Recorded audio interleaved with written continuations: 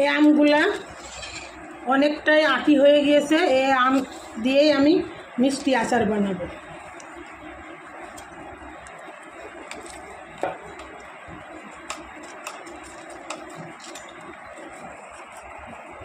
আপনারা সবসময় মিষ্টি আচারের জন্য অন্তত স্টোর করে রাখবেন 4-5 বছর, কিছুই হবে না।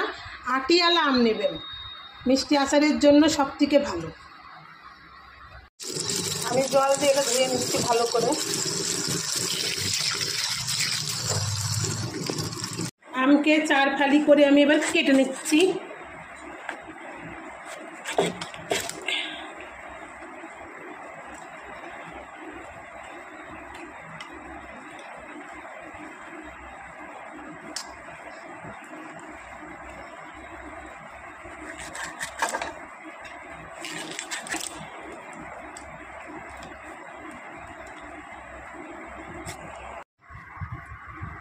আম কাটা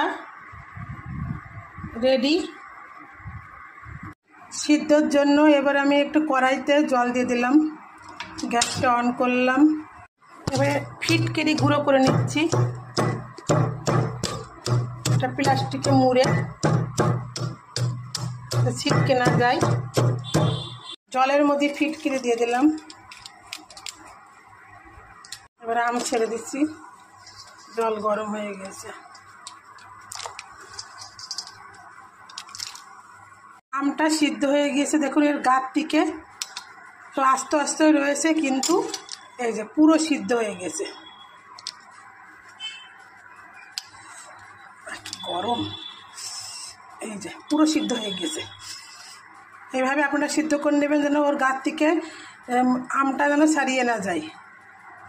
একটা ঝরিয়ে নিয়েছি একটা ঝাঁঝরিতে। এর পরিমাণ মতো নুন,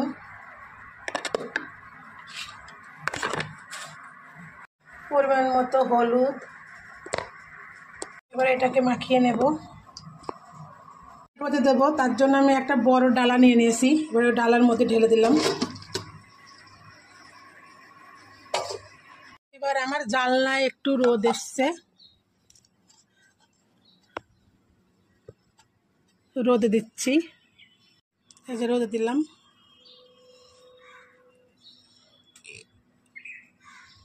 দুই দিন আমি রোদে সিদ্ধ করার পরে আমি জলটা মারানোর জন্য রোদে একটু শুকিয়ে নিয়েছি।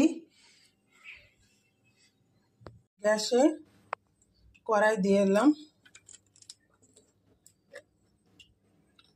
এবার তেল দিয়ে দেবো, সর্ষের তেল।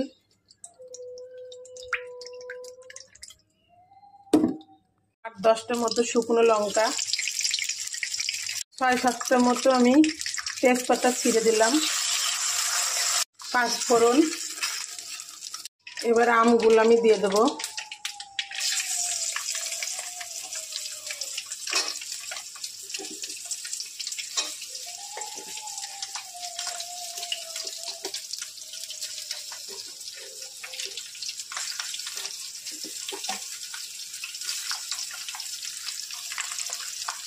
ভালো করে নাড়াচাড়া করে এবার আমি পরিমাণ মতো চিনি দিয়ে দিচ্ছি।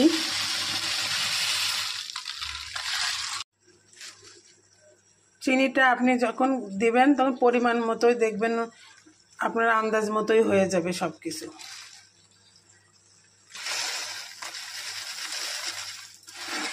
এইভাবে আমি গ্যাসটা কমিয়ে দিয়ে মৃদু আছে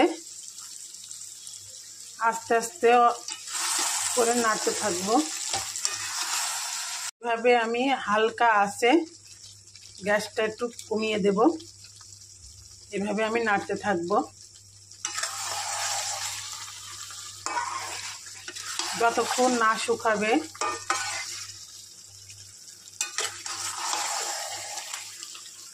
চিনি দিয়েছি তাই জল বেরিয়ে গিয়েছে,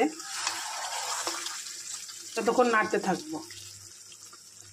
কালারটা চেঞ্জ হয়ে গিয়েছে, আস্তে আস্তে গুড়টা দেওয়ার পরে জলটা বেরোয়, ওটাই আবার শুকিয়ে যাচ্ছে, তাই কালারটা চেঞ্জ হয়ে যাচ্ছে। দেখতেও খুব সুন্দর লাগছে। নাড়াচাড়া করতে করতে একদম শুকিয়ে গিয়েছে, একদম কমপ্লিট আমার আমের আচারটা। আমি এই পাতিলটা ধরেই, এই কড়াই ধরেই আমি রোদে দেব। আবার নালায় রোদ এসেছে, আমি এখানে দিয়ে দিচ্ছি